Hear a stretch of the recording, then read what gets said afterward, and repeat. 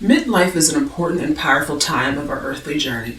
It often gives the energy of an arrival, but also a beginning.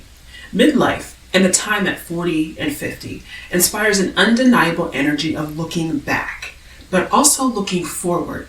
It's a time of reassessment and a crossroads. And one of those questions it can bring up is, why do I feel like my life is over when it's clearly not? What's my purpose now in this new chapter? If you're over the age of 40 or 50 and you're asking yourself, but what's my purpose? What do I do with my life now? This video is for you. Today we're going to talk about finding life purpose at 40, 50, and beyond.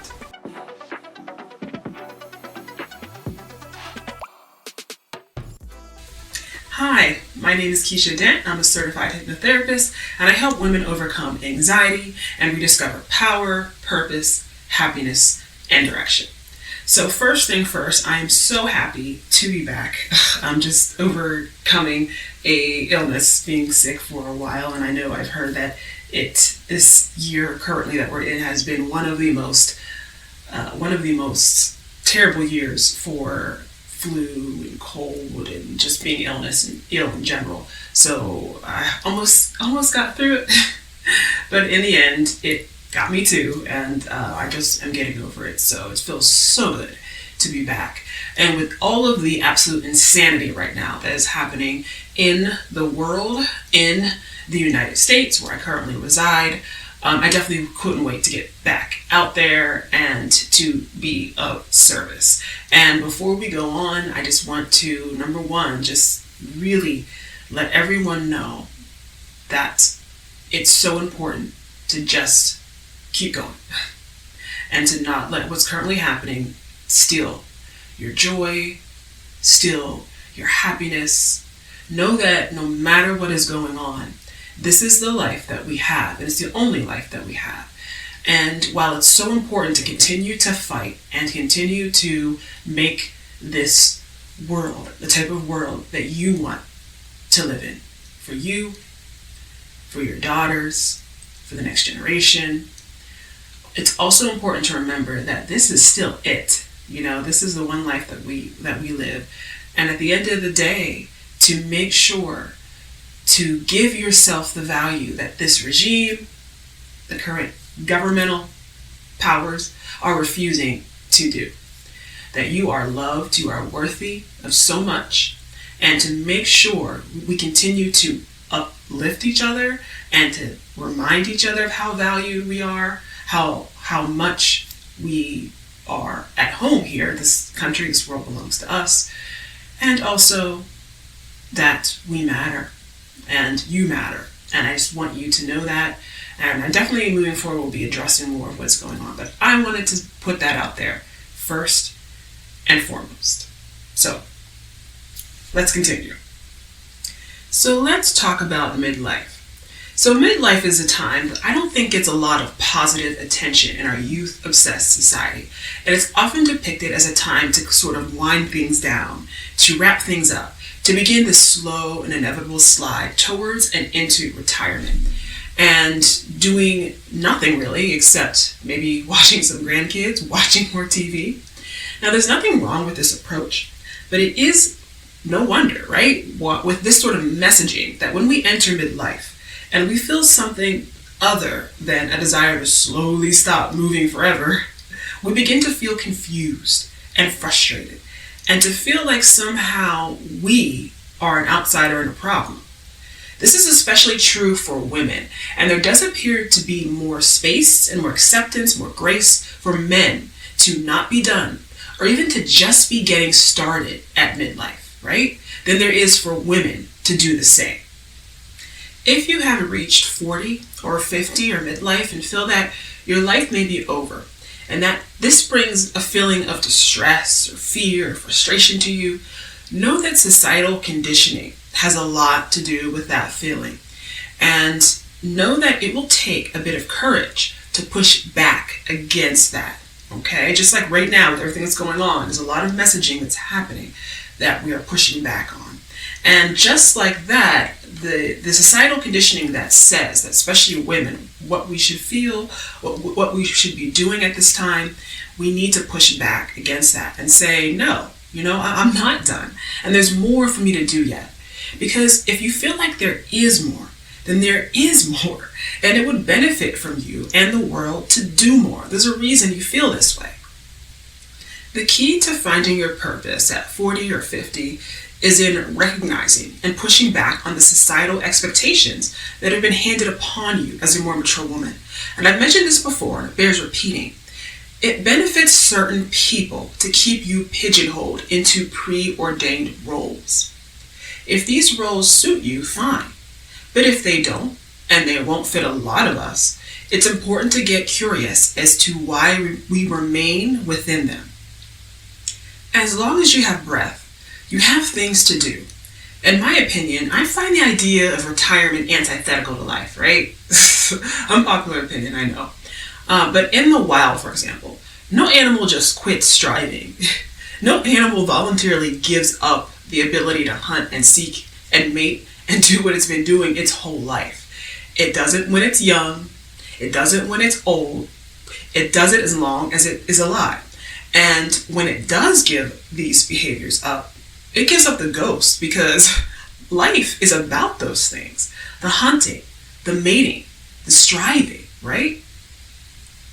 Now, I'm not saying to not retire. Not at all. Please retire from having to work for money as soon as possible. If you can give up having to work for money, do that at 20, at 30, at 50, at 60, as soon as you can. But working for money is not the same as working, period. It's not the same as serving, period.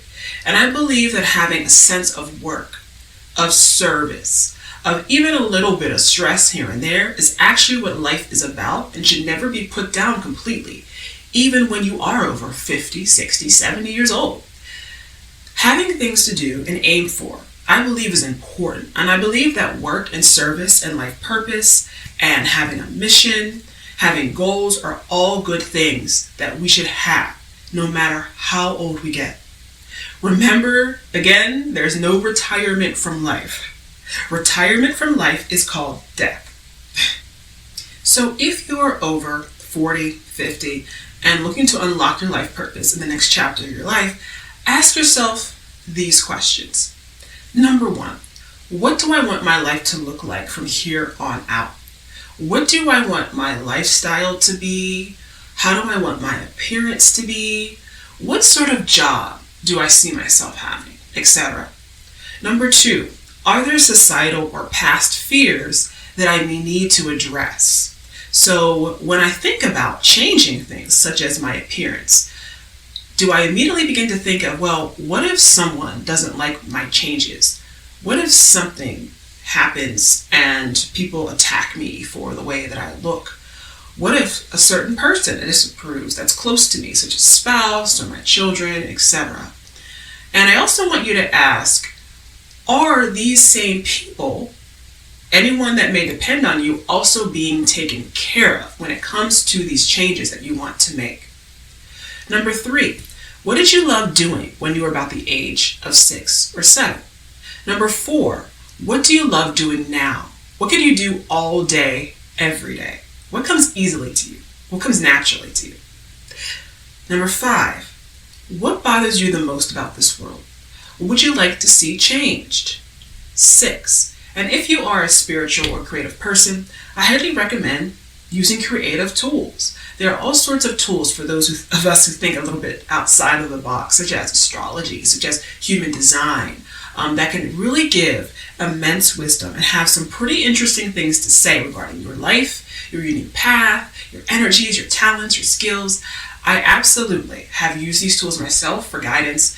And remember, you are co-creating your life, and any information that you take that comes in from these sources, you can take it, you can leave it on the table.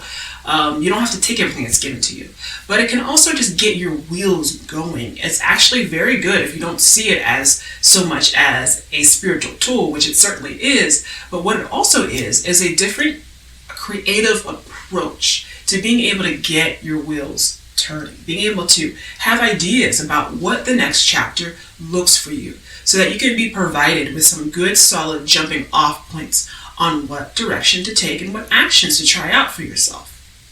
I just want to let you know that you are here to engage with life. You're not here to be held captive by it. You're here to have freedom and options and to feel and experience your power. You're here to play with earth and to play with energy and to create and uncreate matter and opportunities, not to be imprisoned by them. And when you're able to use your most powerful tool, which is your mind, life can open up for you in amazing, amazing ways. You're here to have a good relationship with your work. You're here to feel actualized. You're here because you belong here, and this is your world. No matter what anyone, even those with governmental authority, tell you or try to impose upon you. This is your country. This is your place. You belong here. And you're here to change it. You're here in order to feel powerful and to feel as though you can really feel your power.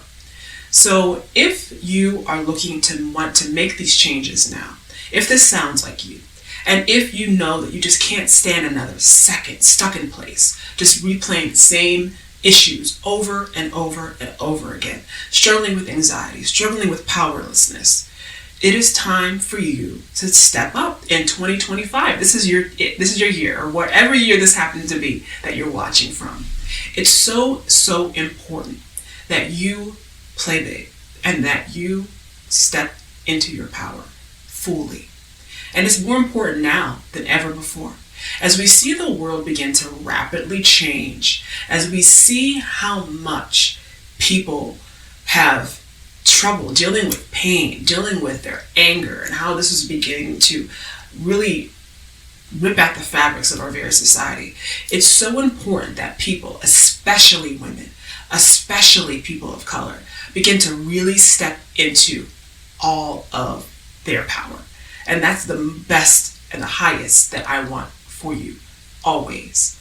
And of course you can do this on your own, and if you're certainly able to, and you definitely are welcome to.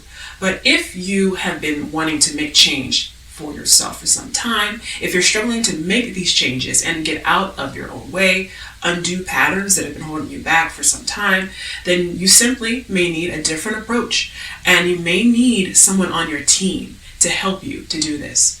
So if that sounds like you, I definitely encourage you to reach out. My name is Kesha Dent. I, again, am a certified hypnotherapist, and I would love to get on the phone with you to do a call, a free call, and to go over what brings you to this point, what you're struggling with, and to help you move forward onto the path that you are meant to be on.